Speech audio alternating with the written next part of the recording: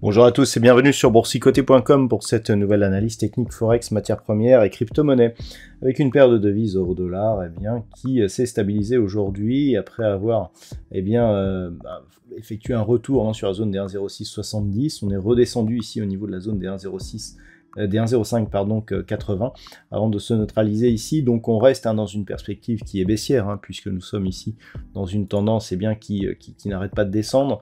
Le plus haut ici n'a pas permis un retour au-delà de cette zone de résistance des 1,0670. Donc l'objectif est toujours ici une poursuite en direction de la zone des 1,05 tant que justement cette zone des 1,0670 n'est pas recassée à la hausse. On peut noter d'ailleurs d'un point de vue un peu plus court terme ici une configuration en quasiment épaule, tête, épaule. Si on vient casser ici cette zone de point bas, eh bien on peut dans ce cas-là poursuivre et même accélérer en direction de la zone des 1,05. Sur la paire livre sterling contre dollar américain, nous sommes là aussi dans une phase de neutralisation. Il y a cette zone à surveiller que l'on vient de tester à 3 reprises, donc 1,1925.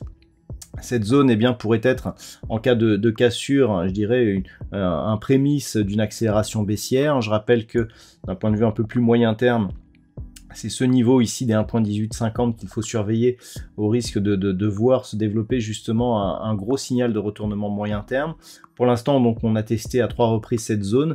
Attention toutefois, comme on peut le voir ici, on a des points hauts qui sont plutôt sur une trajectoire descendante. Donc là, les deux derniers ont été quasiment horizontaux, donc on peut penser ici à une phase de neutralisation. Mais en cas de rupture donc, de cette zone, d'un point de vue moyen terme, on pourrait avoir des conséquences assez rapides et une accélération de la volatilité. Donc pour l'instant c'est neutre, mais tant que l'on reste ici autour de cette zone des 1.20 et que l'on ne parvient pas à dépasser ici cette zone intermédiaire des 1.2140, ça reste neutre donc sur cette paire de devises livre sterling contre dollar américain, avec tout de même une légère préférence pour une reprise de la baisse.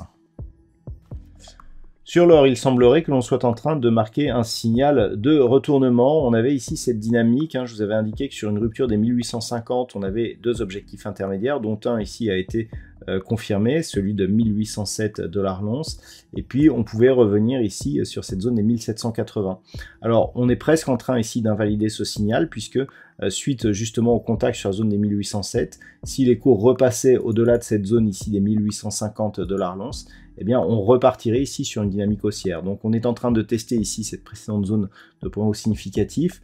Si on revient ici sur cette zone et qu'elle est cassée la semaine prochaine, on validera donc une nouvelle impulsion très nette sur cette phase. On le voit ici, on était sur une dynamique baissière. On revient ici marquer un contact sur la bolle supérieure. On reste bien au-dessus de la moyenne mobile 20 exponentielle. Zone de résistance majeure. Si cette zone venait à céder, on invalidera donc l'objectif de retour sur la zone des 1780 $ l'once et on pourra repartir ici sur un mouvement haussier en direction des 1880 $ l'once. Au niveau du pétrole, il semblerait que l'on retrouve un petit peu de volatilité.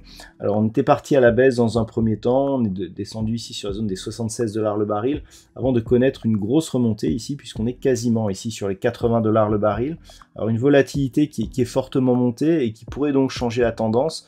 Nous sommes pour l'instant dans une phase totalement neutralisée. On le voit bien ici sur cette vue daily.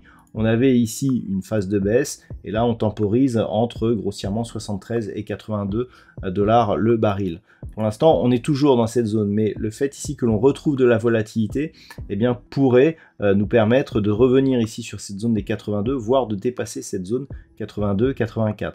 Donc pour l'instant c'est toujours neutre, mais en cas de retour ici sur cette zone, on pourra avoir un signal de retournement majeur, puisque sur rupture des 84 $ le baril, la dynamique qui était précédemment baissière et qui est devenue neutre pourrait se retourner à la hausse. Et enfin, au niveau du Bitcoin, nous sommes dans une dynamique ici qui est en train de faiblir. On avait donc cette tendance ici d'impulsion, consolidation, retour ici sur la zone majeure des 25 200 $ pour un Bitcoin.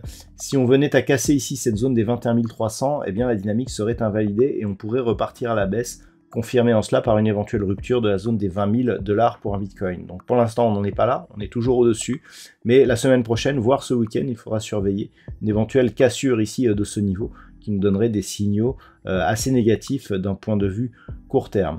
Pour l'instant, en tout cas, on reste donc sur une dynamique haussière, même s'il y a beaucoup de signes d'affaiblissement, et l'objectif est toujours un retour, voire une cassure de la zone ici des 25 200 $ l'once. Voilà donc ce que l'on peut dire sur l'analyse technique de ces principaux actifs de marché. Je vous souhaite de passer une très bonne soirée et un très bon week-end. On se retrouve dès la semaine prochaine pour d'autres analyses techniques, toujours sur le site boursicoté.com.